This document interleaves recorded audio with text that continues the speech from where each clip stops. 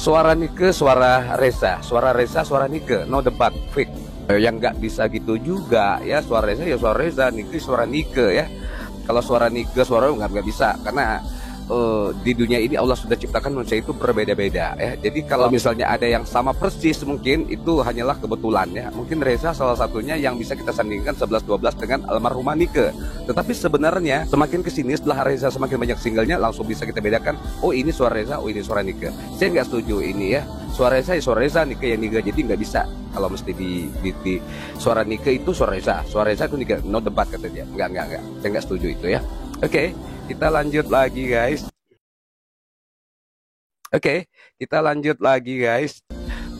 Abdul Muiz 1242. Jika sekian banyak netizen mengatakan itu suara Reza, berarti itu benar.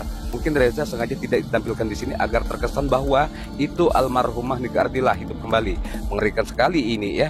Maka menurutku panitia penyelenggara harus transparan untuk mengatakan sejujurnya siapa pengisi suara yang sebenarnya. Karena selama ini tak ada penyanyi yang mirip dengan almarhumah Nike Ardila. Hanya Reza yang bisa dikatakan nyaris sama dengan suara almarhumah Nike.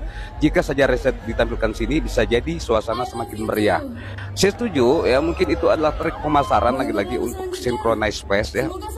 Kalau Reza ditampilkan sini suasana semakin meriah. Nggak tahu juga apa karena Reza masih sebagai pendatang baru atau apa. Sementara di situ kan ada Tantri Kotak, ada Putri Aryani juga dan lain sebagainya. Sementara Reza tidak ditampilkan sebagai yang hadir di atas pentas di situ. Tetapi di sisi lain, buat saya panitia penyelenggara ini hanya kasih ruang buat Reza sebagai penyanyi playback. Buat saya di situ justru terasa spesial karena orang-orang akan mengira almarhumah itu hidup kembali, padahal nggak mungkin ya. Hanya gara-gara suara itu ya. Jadi di sini ada plus minusnya buat saya ya. Oke, coba kita lanjut lagi. Oke, dari MSH3373, saya juga penggemar Reza, namun dalam event ini setuju jika Reza tidak muncul figurnya biar tidak merusak suasana. Cepat atau lambat berita akan tersiar bahwa Reza ada di balik itu semua. Betul sih, tetapi kalau dikatakan biar tidak merusak suasana ya enggak juga. Karena Reza sekarang menurut saya itu sudah menjadi seorang artis yang bisa disejarkan dengan siapapun karena karyanya juga kan sudah banyak tuh.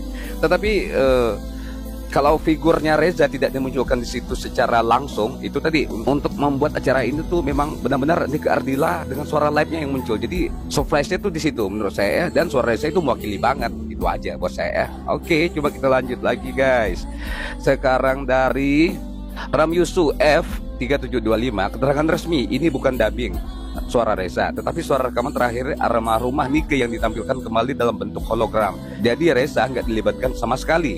Cuma yang patut disayangkan, yang selama ini aktif menghidupkan kembali musik slow rock ala Nike Ardila adalah Reza. Malah tidak diundang sama sekali dalam acara ini, seakan ada yang kurang greget dalam acaranya. Nah ini satu lagi ya, bikin keterangan resmi dari Sopo nggak ada ya. Ini tuh bukan dubbing suara Reza katanya. Sudah jelas, jadi banyak yang kasih statement. Terus Reza juga di TikToknya ya pernah ada bikin postingan, terus di Instastory banyak pernah bikin postingan juga bahwa dia dilibatkan di sini sebagai penyanyi playback yang mengisi acara di sini tuh sebagai penyanyi mewakili Nike Ardila yang dihidupkan kembali dalam metahuman begitu ya. Kita lanjut lagi guys. Oke, sekarang dari TRF Official 1149. Jangan-jangan Bang Dikas pernah jatuh cinta sama Nike Ardila saat melihat foto atau posternya Nike, tanda tanya, terus ada emotion tertawa di situ ya. Saya jatuh cinta sama Nike Ardila. Iya, saya harus akui sebagai anak-anak 90-an Nike Ardila adalah sosok idola yang semua orang akan jatuh cinta. Tetapi jatuh cinta dalam arti kata saya sadar jatuh cinta yang tidak mungkin gitu loh. Tetapi untuk jatuh cinta, menyukai suaranya, menyukai kelembutannya, menyukai sinetron film-filmnya sih ya, saya suka. Karya-karyanya the best of the best, semuanya tuh bagus kan. Nike Ardila itu bukan orang yang gila sensasi bikin berita. Enggak, kalian juga semua sudah tahu. Jadi kalau dikatakan saya jatuh cinta sama Nike Ardila, oh ya saya jatuh cinta banget ya. Gitu ya. Oke, coba sekarang kita lanjut lagi guys. Dari Mazo 6848, jikapun suara dianggap tidak mirip, setidaknya Reza sudah profesional menjadi dubber dengan konsep konser yang megah. Ini butuh effort yang kuat dan pengalaman jam terbang tinggi agar vibe-nya seperti Nike Ardila. Cuma Reza yang sudah teruji untuk bisa melakukan ini selama 3 tahun lebih. Ini dia komenan yang paling berbobot buat saya. Guys, walaupun itu Reza ditampilkan yang ada di belakang layar, tetapi saya setuju ya. Ini konsernya tidak main-main ya. Reza butuh effort yang lebih keras lagi karena ini harus benar-benar dimiripkan dengan almarhumah Nike. Karena kalau tidak mirip, penonton akan kecewa ya, netizen akan mencela dan lain sebagainya, khususnya fans-fansnya Nike Ardila. Tetapi Reza membuktikan ya di 3 tahun terakhir sebagai dia suara pemilik timbre seperti Nike Ardila, dia berjaya banget di sini guys ya. Dan saya setuju, Reza yang teruji untuk bisa menjadikan ini semua tuh seperti pro kontra di sini ya. Nike Ardila atau Reza, Nike Ardila atau Reza, hanya Reza yang bisa di sini. Harus kita akui, ini harus kita akui ya, Reza the best of the best di sini ya. Reza justru jadi pemeran utama di sini.